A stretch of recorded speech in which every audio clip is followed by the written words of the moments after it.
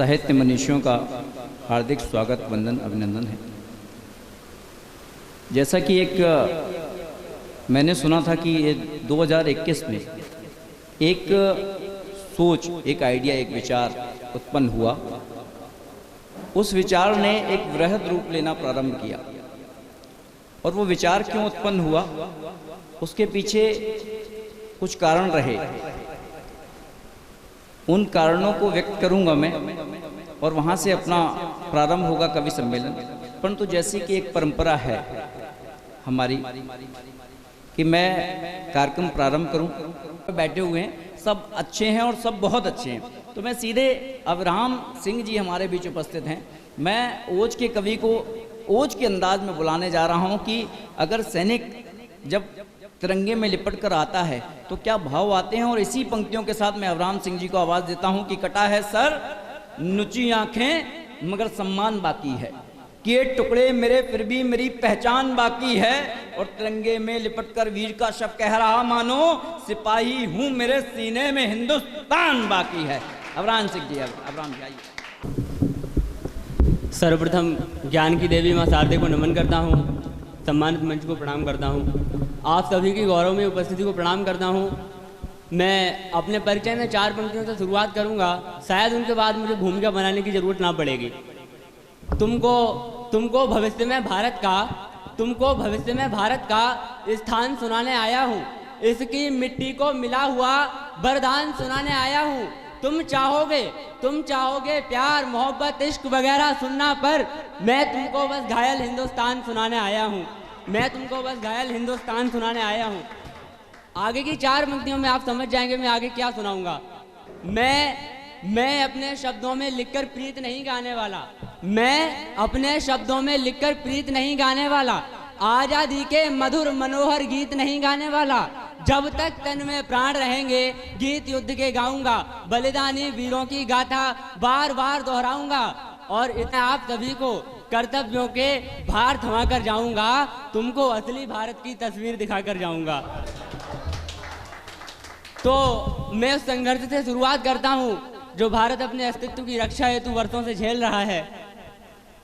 तो सुनो तुम्हें बलिदानी वीरों का कोहराम सुनाता हूँ, आज़ादी का वही कठिन भीषण संग्राम सुनाता हूँ उनका जिनका कोई प्रतिकार नहीं, जिसने मरना स्वीकार किया लेकिन झुकना स्वीकार नहीं, जिसने अपना पूरा जीवन भारत के ऊपर वार दिया, कुर्बानी दे देकर हमको आज़ादी का उपहार दिया।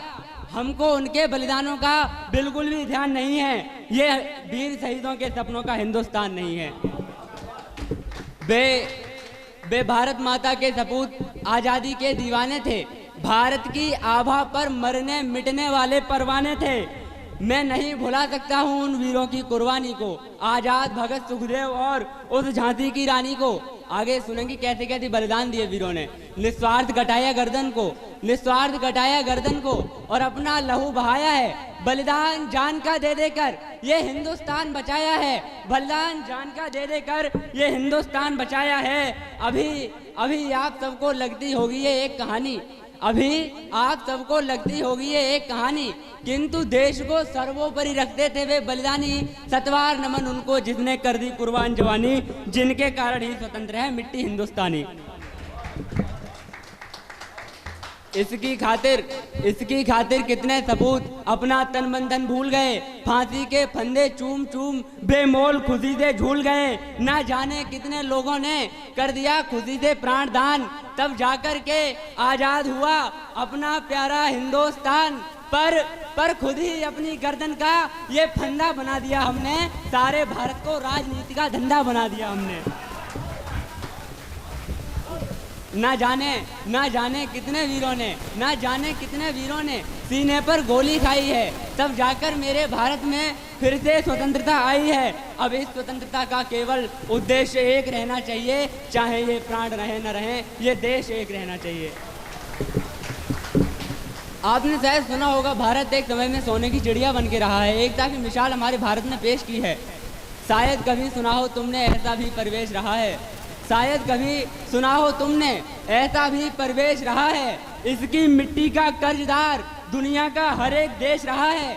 जिस भारत का बच्चा बच्चा वेदों का ज्ञान जानता था, जिस भारत का बच्चा बच्चा वेदों का ज्ञान जानता था, जिस भारत की ताकत का लोहा सारा विश्व मानता था, वो नेता और दलालों का बाजार दिखाई पड़ता है। बस इसीलिए मुझको भारत लाचार दिखाई पड़ता है, बस इसीलिए मुझको भारत लाचार दिखाई पड़ता है।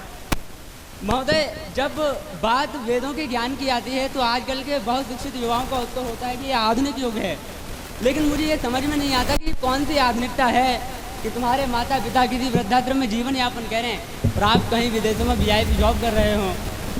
हमारे वेदों ने हमें कभी ये नहीं सिखाया। जब तक भारत में लोगों को वैदिक पद्धति से शिक्षा प्रदान की गई, भारत में गुरुकुल खुले, गौशालाएं खुली, धर्मशालाएं खुली, भारत में कभी वृद्धाश्रम नहीं खुले। मुझे ये कहते हुए कोई संकोच नहीं है कि हमारे पास विश्व की सर्वश्रेष्ठ शिक्षा प्रणाली है, लेकिन ये भारत का दुर्भाग्य है कि हम उसे छोड़कर एक ऐसी शिक्षा प्रणाली को अपना चुके हैं जो हमें बिल्कुल संस्कार शून्य और अनुशासनहीन बनाकर छोड़ेगी। तुम नियति के नित्य नए आघात तन पर सह रहे हो। हिंद की इस दुर्दशा को आधुनिकता कह रहे हो। इस आधुनिकता ने ही ये परिवेश श्रापित कर दिया, इस आधुनिकता ने मेरा भारत विभाजित कर दिया।